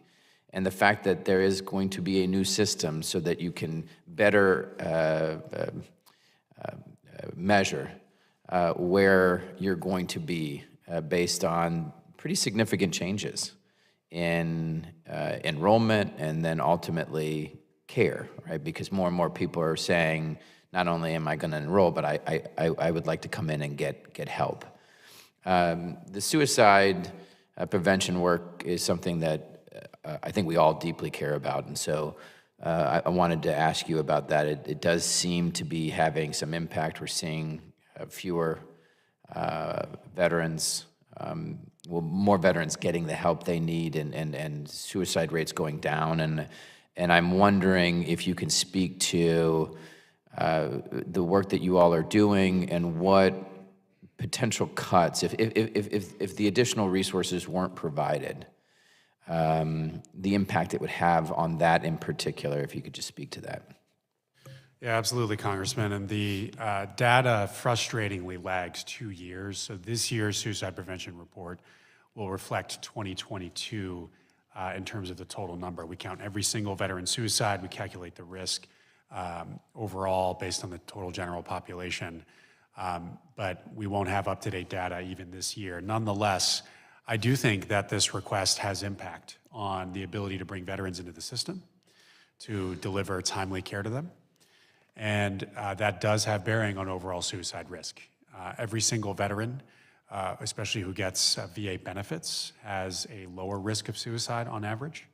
And by definition, the VA accepts and tries to care for the veterans who are at highest risk because of the trauma they experienced during their service and everything associated with that leads to veteran suicide. So the broader need to increase our staffing to handle that care for veterans, and also to be able to grow community care, and the need for funding the critical medications and prosthetics that they need. All these things ultimately have bearing on that public health risk, on top of the targeted suicide prevention programming that we do. That's a dedicated appropriation from Congress.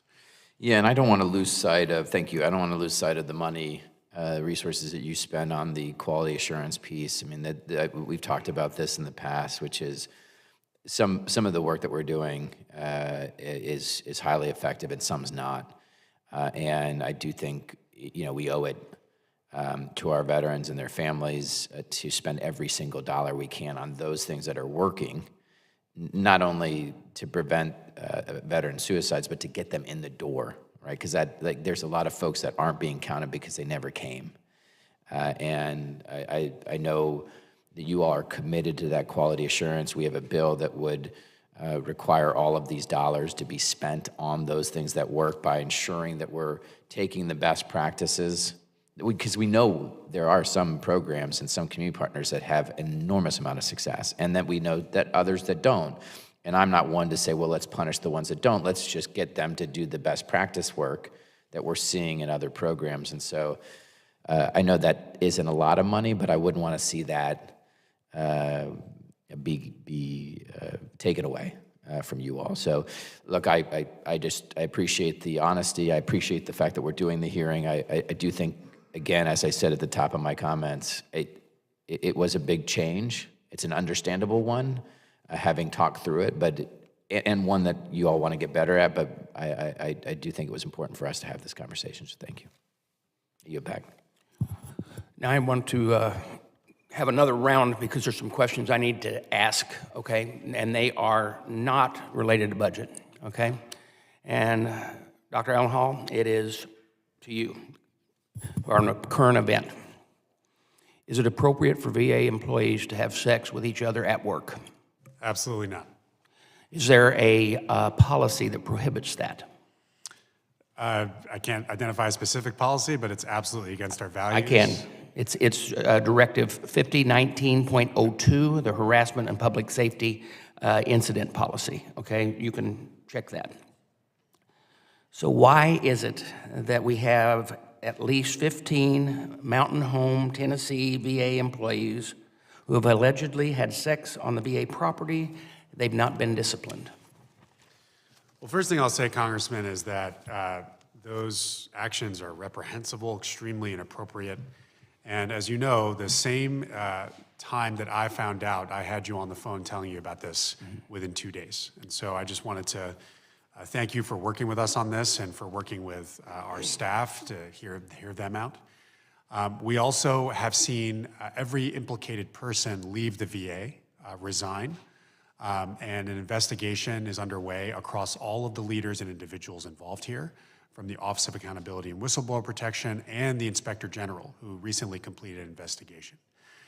So we are doing our best to hold all involved employees accountable as appropriate after these investigations conclude, and we are doubling down on trying to change the culture at Mountain Home, especially with regard to sexual harassment. Everyone takes the white ribbon pledge when they swear into their jobs in the VA, but they have to act on it. They have to live those values. And as of this point, 98% compliance with that training is in place at Mountain Home. This is not going to be just one training. It has to be a culture that continues to be instilled, and we hope to fill the medical center director job very soon. Is that director from that medical center who has been detailed somewhere else, are they still employed with the VA? The associate director is still employed while the investigation is still completed. That's a due process that we have to follow. VA recently stated in a news article, employees who are involved in any wrongdoing are no longer with the VA. Is that true?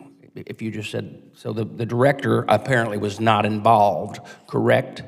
Except for the fact had knowledge. There were concerns about appropriate response upon hearing the allegations. So remember, this isn't just about not committing these horrendous acts. It's about when you hear about them as a leader, you take action to protect the involved employees. Yeah. So that was the concern there. The director, for the record, voluntarily resigned. Okay. There is still an official who is still undertaking an investigation to really understand what the truth is behind what happened, so that one official remains employed while that is happening. Ranking member, do you have any follow-up? I'm just going back to the original topic of the hearing. Dr. Elnahal, given that OMB will have new leadership next month, and that new leadership will certainly have a different philosophy on federal spending, do you anticipate significant edits to your submissions in the pass-back process that could reduce the request ultimately sent to Congress? We work closely with OMB on this request, Mr. Ranking Member, and so the FY25 need is set by the administration. The $6.6 billion is what we hope to get this month. Ultimately, the budget process we're talking about now is relevant for the FY26 and the advance appropriation for FY27. Thank you. I was very following what Ms. Brownlee's line of questioning, and can you just sort of explain again this perverse incentive of the medical centers in the case of direct spending on the home care that she was talking about, how the underinvesting could actually end up preventing us from saving money? Yeah, I think a lot of our programming, Congressman, involves critical preventative care, getting care to veterans as early as possible in the trajectory of disease, and preventing exacerbation of disease, which often causes preventable emergency room visits, preventable hospitalizations, if we're actively taking care of veterans on the front end. And so programs like home-based primary care, our robust telehealth programming, our now 24/7 tele-emergency care offerings that we're doing across the system, all of these things are primarily meant to improve health, which they do, but can be quite cost-saving. And we saw that actually in the final months of last fiscal year.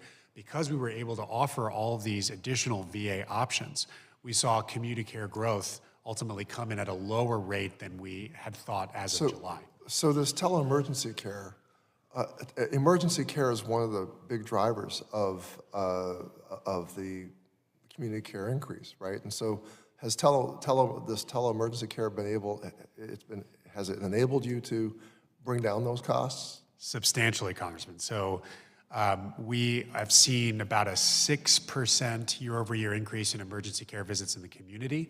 That is substantially lower than recent years, part because of our tele-emergency care programming, but really all of our programming to try to prevent the need for emergency care where possible. So shorting your ability to be able to fund these programs would be kind of like shooting ourselves in the foot. That's what you're kind of telling us? I think so, Congressman. I think the investments need to be made now to build capacity and maintain these programs so that we don't see worsening health outcomes, principally. That's what I'm most concerned about, but also unnecessary costs from exacerbations of disease and unneeded care if we address these needs now. No, now when you talked about tele-oncology, is that called Closer to Me? Is that the same thing? National Tele-Oncology is a way for us to deliver both acute and follow-up care for oncology anywhere in the country from talented oncologists. The Closer to Me actually takes our infusion teams from tertiary medical centers, brings them to clinics, and disproportionately helps rural veterans who often don't even have community care options that are accessible. They can now come to our C-Box and get that infusion rather than having to go to a community. So actually being able to refer, like whether it's Montana or other states that may have few oncologists or not even have infusion centers in rural areas, your clinics are able to deliver cancer drugs using VA's formulary. But even with that, even so, in some parts of our country, access is even in the community is not it doesn't exist. Is that right? Exactly. We're often with this program the closest option for veterans to be able to receive needed infusions, chemotherapy, targeted therapy. And so you need to make investments in both of these areas. Is that right? We want to make more investments in these programs because they work. And again, the funding we're requesting will help us give latitude to medical centers to increase staff to implement programs like this. Well, Mr. Chairman, I hope that we can look at this area that we're talking about. I realize people are upset about how the news got back and all of that, but I don't want to see ourselves shoot ourselves in the foot, especially when rural veterans' health is at stake. Being able to deliver cancer drugs using VA's formulary, I mean, that seems like that saves us a lot of money, but it's going to save lives that we're able to get an oncologist on the phone. Because what I learned is that you don't have to actually see an oncologist in person to be able to get the oncology consultations. And that an oncologist that's located anywhere in the VA system is going to be able to help a rural cancer patient, VA cancer patient, to me is a remarkable, efficient use of your resources. I yield back, Mr. Chairman. I'm going to have to leave. All right, thank you. Thank you. Thanks.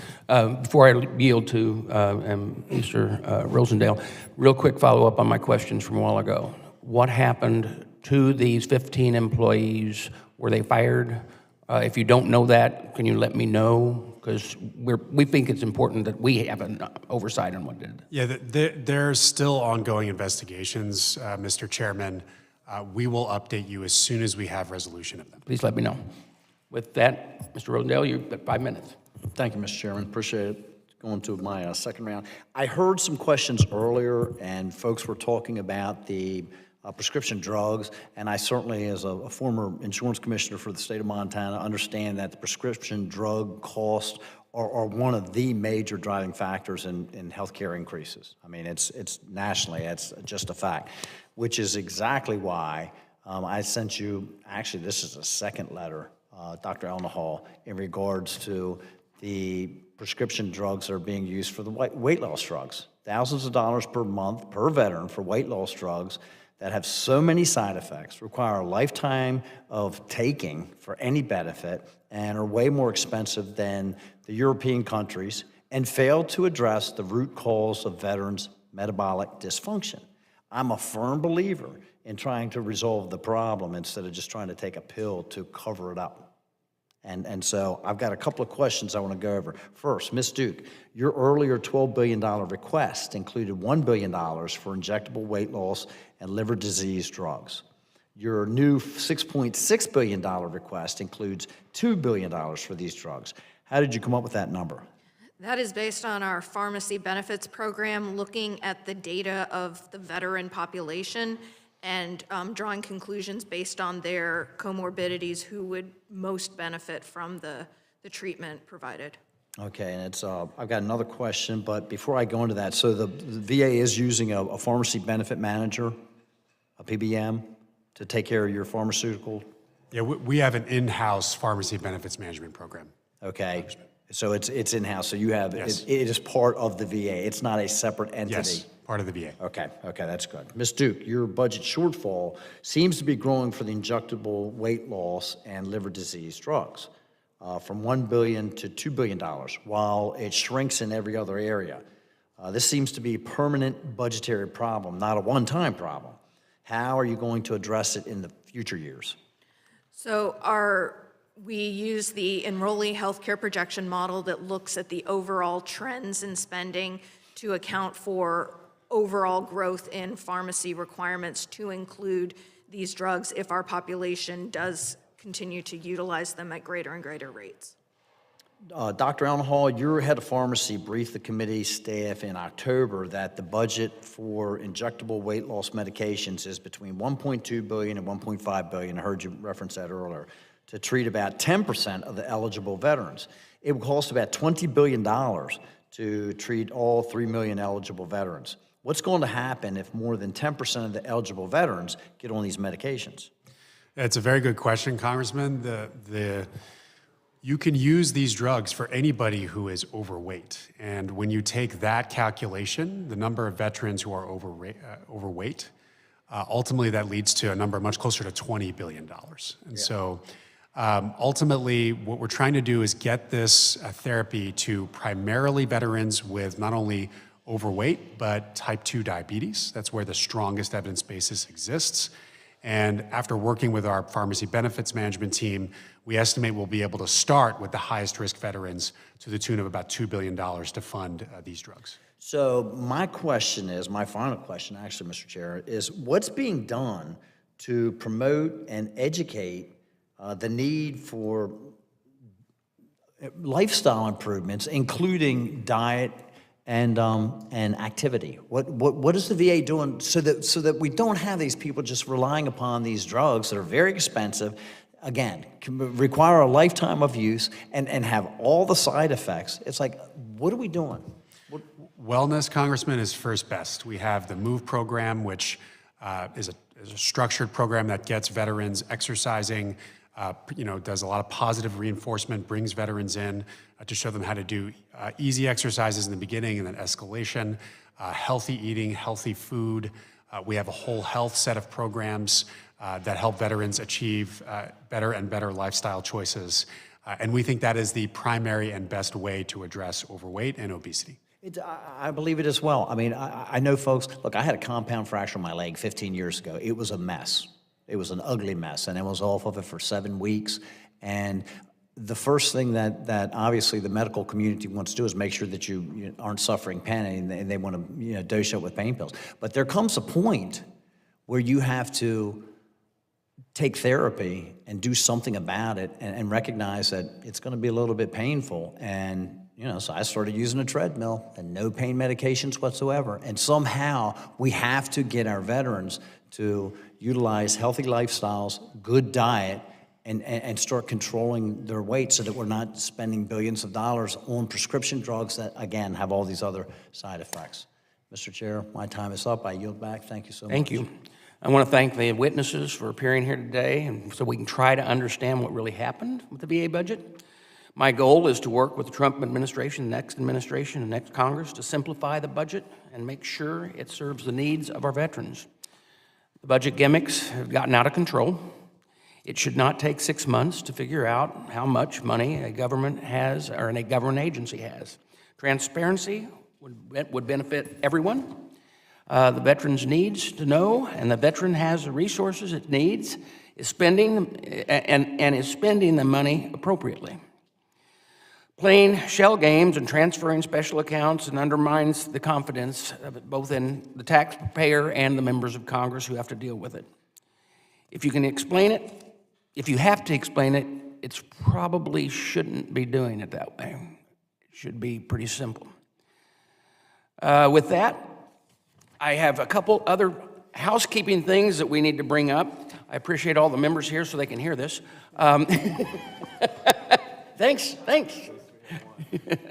All right. Well, there's two things. One, first, I would want to recommend to all the members to remember we have a portrait tomorrow in this room at 9:30. Staff will be reaching out to you if you're listening out there.